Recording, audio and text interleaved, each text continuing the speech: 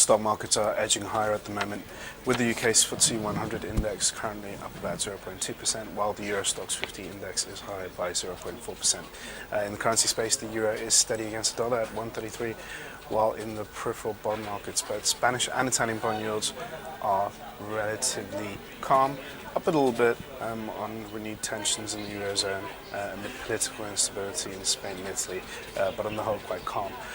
Good morning, I'm Ishaq Siddiqi and welcome to another daily market bite. I'm going to give you a quick idea of what's going on around the world in stock markets. There was no US session yesterday as US markets were closed for President's Day, so we've seen volumes coming back in to the European markets this morning as the US market will be open for business later on as usual.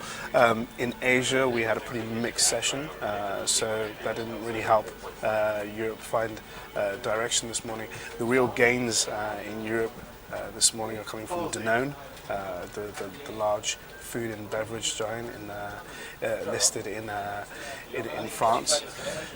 With Danone's earnings, they've reported strong numbers on the whole, but more optimistically for Danone and for food and beverage makers across the globe. It's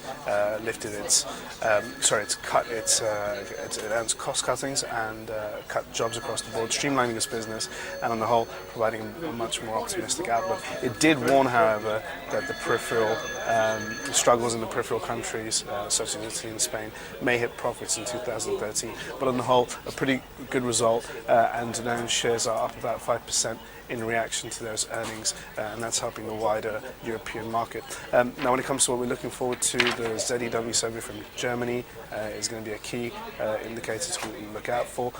It's expected to rise for the 6 months straight. That'll be the longest winning streak for the ZEW in 2 years. Now, interestingly for the ZEW, yesterday the Bundesbank offered a more optimistic outlook of the German economy, saying that Germany will be able to avoid a recession in 2013, which currently is providing the DAX a bit of support in European trade. However, with the ZEW survey, the recent political instability in Spain and Italy may temper some of those gains. So it's a number that we're looking out for, and one that will offer the European market much direction. Now, sticking with the Eurozone theme, Italy is very much in focus. There's the general elections are coming up, expected on Sunday. Now, with the Italian elections not too far away, markets are quite worried about the overall outcome. The reason for that is that Silvio Berlusconi, the leftist former premier of Italy, is closing the gap, according to some reports, with his rival Pierluigi Bersani, who is more on the central right and is likely to form a pro-austerity, Euro-friendly government with perhaps Mario Monti, the former PM, in coalition partnership with him. So that's also hitting markets at the moment and weighing on the overall upside momentum that we're seeing in European trade. But on the whole, it is still a brighter day out for European markets, and we're looking out for the US session, which will be back in force. We have NAHB housing numbers, which are expected again to show another rise in the US housing market.